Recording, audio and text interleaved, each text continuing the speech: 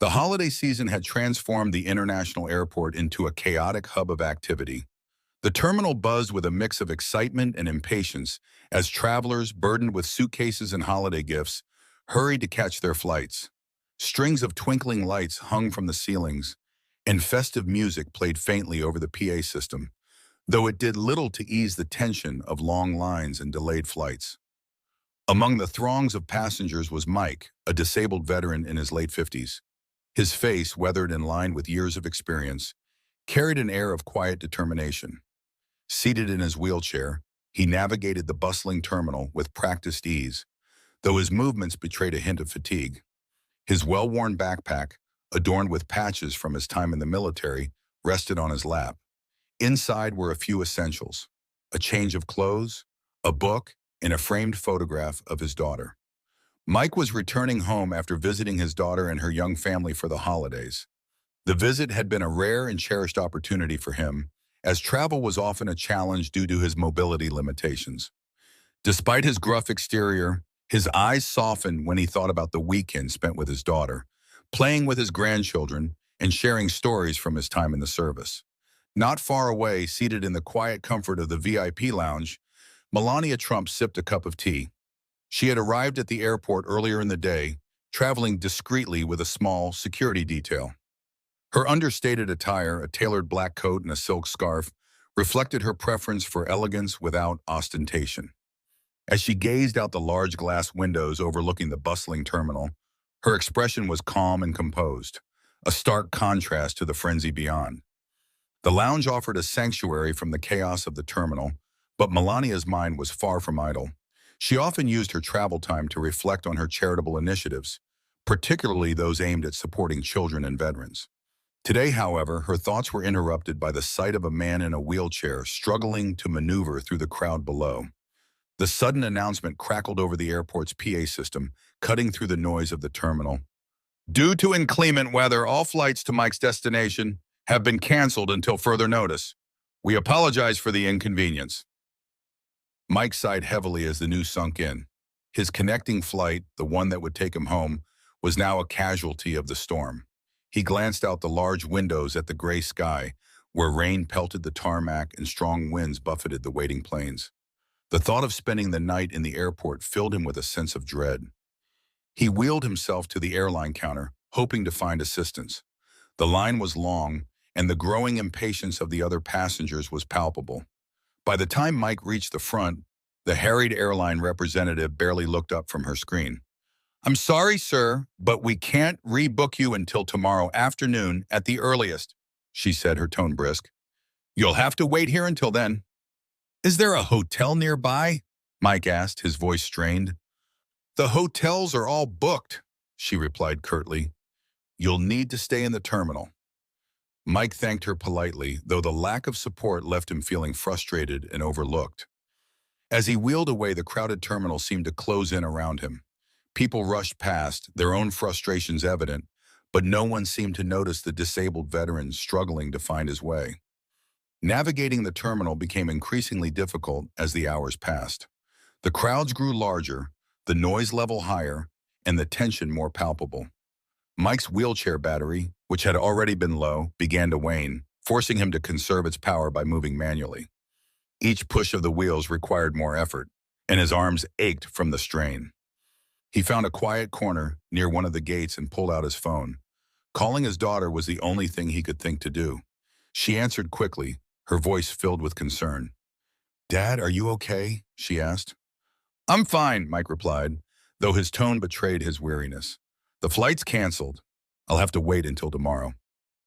"Should I come get you?" she offered, though Mike could hear the hesitation in her voice. The storm outside made the roads dangerous, and her house was over 2 hours away. "No," he said firmly. "It's not safe. I'll manage here. Don't worry about me." After they hung up, Mike leaned back in his wheelchair and closed his eyes, trying to block out the noise of the terminal. Around him, other travelers were busy venting their frustrations to staff, arguing over rebooking policies, or settling in for what looked to be a long night. No one paid much attention to Mike, though a few glanced at him with pity before returning to their own concerns. The hours dragged on, and Mike's discomfort grew. His back ached from sitting in the wheelchair for so long, and the hum of the terminal lights felt oppressive. He tried to find someone to help charge his wheelchair, but the outlets were all occupied by other stranded travelers. Each attempt to seek assistance ended with polite indifference or outright dismissal. From her seat in the VIP lounge, Melania Trumpy had a clear view of the terminal below. She sipped her tea slowly, her eyes scanning the bustling scene with quiet observation. The glass walls provided a sense of detachment from the chaos, but Melania noticed the little details. The young couple arguing over a missed connection, the elderly woman struggling with her luggage, and the children playing on the floor near their weary parents. Her gaze landed on Mike, who was wheeling himself slowly through the crowded terminal. His movements were labored, and his expression was one of frustration mixed with exhaustion. Melania's eyes drifted to the patches on his worn backpack, recognizing the emblems of military service. She watched as Mike paused near an occupied charging station, clearly needing access but too polite to interrupt. When no one offered to move, he turned away, his shoulders slumping slightly. The scene stirred something in Melania, a mix of empathy and determination. She gestured to one of her security personnel, a tall man with a calm demeanor who had been standing a respectful distance away. "Find out who he is and what's happening," she said quietly. The guard nodded and left the lounge, weaving through the terminal toward Mike. Melania continued to watch from the window, her expression thoughtful. Moments later, the security guard returned to the lounge, his face serious but composed. "His name is Mike," he reported. "He's a veteran. His flight was canceled, and he's stranded here for the night. It looks like he's struggling to find assistance." Melania nodded, her decision already made. Rising from her seat, she smoothed her coat and adjusted her scarf. "I'll speak to him," she said simply. Leaving the comfort of the VIP lounge, Melania walked into the bustling terminal. Heads turned as she passed, her elegant presence contrasting sharply with the harried crowd. When she reached Mike, he looked up in surprise, clearly not expecting the former First Lady to approach him. "Hello," she said warmly, her voice gentle. "I'm Melania Trump. I couldn't help but notice you seem to be having some trouble. May I ask what's going on?" Mike hesitated for a moment, taken aback by her presence, but her kind tone put him at ease. He explained his situation, his words tinged with frustration and exhaustion. Melania listened attentively, nodding occasionally and asking thoughtful questions. When he finished, she placed a reassuring hand on his shoulder. "I'm so sorry you've had to go through this," she said sincerely. "Let's find a solution. You won't have to spend the night here." For the first time in hours, Mike felt a glimmer of hope. Melania Trump's calm demeanor belied the urgency she felt after hearing Mike's story. It was clear to her that the airport's systems and staff had failed him, leaving him stranded in a situation he should never have had to endure. She glanced around at the bustling terminal and then back at Mike, who sat quietly in his wheelchair, his exhaustion evident in his slumped shoulders. "We'll find a way to get you home," she said firmly, her eyes meeting his. "You've done so much for this country. Now it's time for someone to do something for you." Mike hesitated, his humility and pride wrestling with his growing sense of relief. "I don't want to cause any trouble," he said, his voice low. "You've already done more than enough just by stopping to talk to me." Melania offered him a gentle smile. "Helping isn't trouble," she replied. "Let me take care of this." She turned to her security detail, gesturing for them to follow her to a quieter corner of the terminal. Once there, she spoke in a low but decisive tone. "Find the airport manager or someone in charge. I need a clear picture of what's possible right now. Flight availability, transportation options, everything." Her team moved quickly, one member heading toward the airline's customer service desk while another began making phone calls. Melania, meanwhile, returned to Mike, crouching slightly to speak with him at eye level. "I'm checking on a few options," she said. "But I want to be honest with you. It looks like flights to your destination won't be available until tomorrow at the earliest. Do you have someone who could come and pick you up?" Mike shook his head. "My daughter offered, but the weather's bad, and it's a long drive. I don't want her taking that risk." Melania nodded thoughtfully, appreciating his concern for his family even amidst his own challenges. "I understand," she said. "In that case, I have another idea." She stood and approached one of her security team members, who had just returned with an update. Flights to his destination are canceled for the next 24 hours, the man confirmed. There are no available seats on earlier flights to nearby airports either. Melania didn't hesitate. Prepare my plane, she said. The security guard blinked, slightly surprised. Your plane, ma'am? Yes, she replied with quiet conviction. We'll take him home ourselves. The guard nodded, quickly moving to make the necessary arrangements. When Melania returned to Mike, she explained her plan simply but confidently. I have a plane waiting nearby, she said. It's not far from here, and it can take us directly to your hometown. Would that be acceptable to you? Mike's eyes widened in surprise. You're a plane? He asked, his voice tinged with disbelief. Ma'am, I couldn't impose on you like that. Melania placed a hand lightly on his shoulder. You're not imposing, she said gently. This is the least I can do to thank you for your service. Please, let me help. Mike hesitated for a moment longer before nodding slowly, emotion evident in his expression. Thank you, he said, his voice cracking slightly. I don't know how to repay you for this. Melania smiled warmly. No repayment is needed, she said. Let's get you home. With the arrangements made, Mike was escorted through the terminal by Melania and her security team. The airport staff, alerted to the situation, cleared a path through the crowded gates, allowing them to move quickly. Travelers who recognized Melania whispered among themselves, their curiosity piqued by the unusual sight of the former First Lady walking alongside a disabled veteran. As they reached the private terminal, Mike glanced at the sleek jet waiting on the tarmac. Its polished exterior gleamed under the airport lights, a stark contrast to the chaotic scene they had just left behind. Mike hesitated for a moment, looking between the plane and Melania. This is incredible, he said, his voice filled with awe. I've never been on a plane like this before. Melania smiled. It's just transportation, she said modestly. The important thing is that it's taking you where you need to go. Mike was helped aboard the jet by the crew, who greeted him warmly and ensured he was seated comfortably. The interior was luxurious but understated, with plush leather seats and soft lighting that created a calming atmosphere.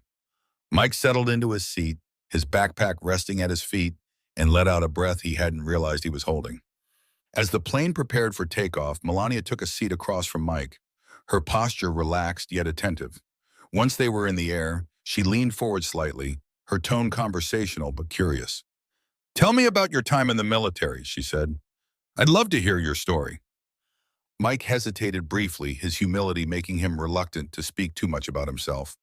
But Melania's genuine interest put him at ease, and he began to share snippets of his life. I served for over 20 years, he said, most of it overseas. It wasn't always easy, but it was worth it. I believed in what I was doing, protecting the people I cared about, serving my country. Melania listened intently, nodding occasionally as he spoke. What about after you returned home? She asked. Mike's expression grew somber. That part was harder, he admitted. Adjusting to civilian life wasn't what I thought it would be. The world moves on, and sometimes it feels like you've been left behind.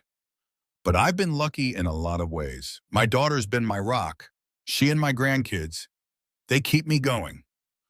Melania's eyes softened. They must be so proud of you, she said. Mike smiled faintly. I hope so. I just want to be there for them, the way they've been there for me.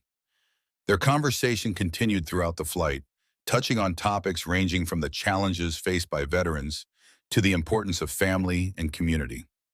Mike found himself opening up more than he had expected, drawn in by Melania's thoughtful questions and empathetic demeanor. The flight, though relatively short, felt transformative for Mike. What had begun as one of the most stressful days of his life was now ending in an experience he would never forget. As the plane cruised steadily through the night sky, the soft hum of the engines created a peaceful backdrop for the conversation between Mike and Melania Trump. The veteran, now more relaxed, sipped from a glass of water provided by the attentive crew. For the first time that day, he felt a sense of calm. Melania leaned forward slightly, her elbows resting lightly on the table between them. She had a talent for making people feel at ease, her quiet grace encouraging openness. You mentioned earlier that coming home was difficult, she said gently. What were some of the challenges you faced? Mike hesitated for a moment, his eyes drifting to the window where the faint glow of city lights dotted the dark landscape below.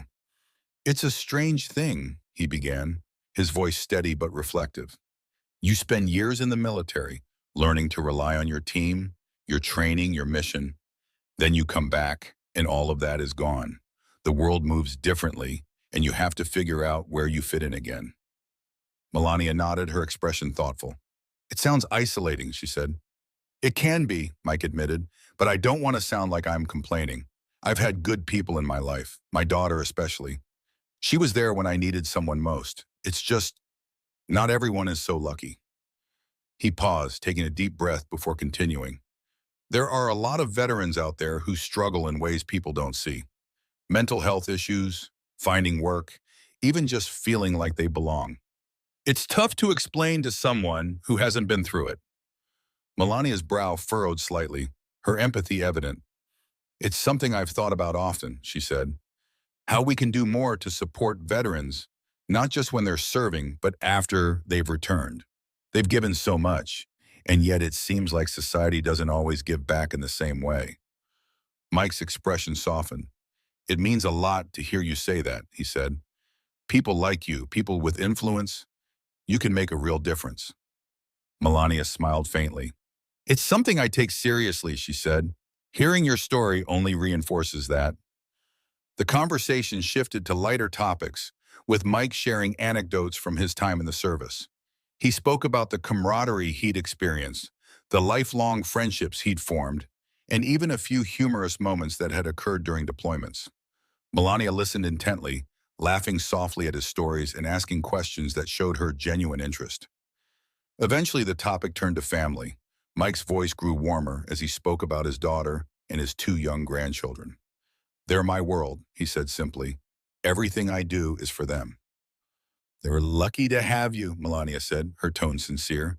The conversation was punctuated by moments of quiet, but they were comfortable silences, filled with a mutual respect and understanding that had formed between the two. As the plane began its descent, Mike glanced at Melania, his gratitude evident in his eyes. I don't know how to thank you for this, he said. You didn't have to help me, but you did. It means more than I can say. Melania reached across the table, resting her hand lightly on his. You've already done so much for this country, she said. This is the least I could do. I'm just glad I was able to help. The plane touched down smoothly at a small regional airport near Mike's hometown. The runway was quiet, the usual hustle and bustle of a major airport replaced by the calm efficiency of a private airstrip. As the engines powered down, Mike looked out the window, his heart swelling with anticipation.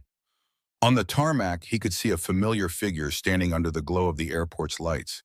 His daughter, bundled in a thick coat against the chilly night air, was waving eagerly, her breath visible in the cold. Behind her, a modest SUV idled, its headlights cutting through the darkness. The crew worked quickly to lower the plane's ramp, and Melania stood, extending a hand to Mike. Let's get you home, she said with a warm smile. Mike nodded, his emotions threatening to overwhelm him. As he was helped into his wheelchair and guided down the ramp, he caught sight of his daughter running toward him. She reached him in moments, dropping to her knees beside his chair and wrapping her arms around him tightly. Dad, she said, her voice choked with emotion. I was so worried about you. I'm okay, Mike reassured her, his own voice unsteady. Thanks to her. His daughter turned to Melania, her eyes wide with disbelief. Mrs. Trump, she asked hesitantly. Melania smiled graciously. It's wonderful to meet you, she said. Your father spoke so highly of you.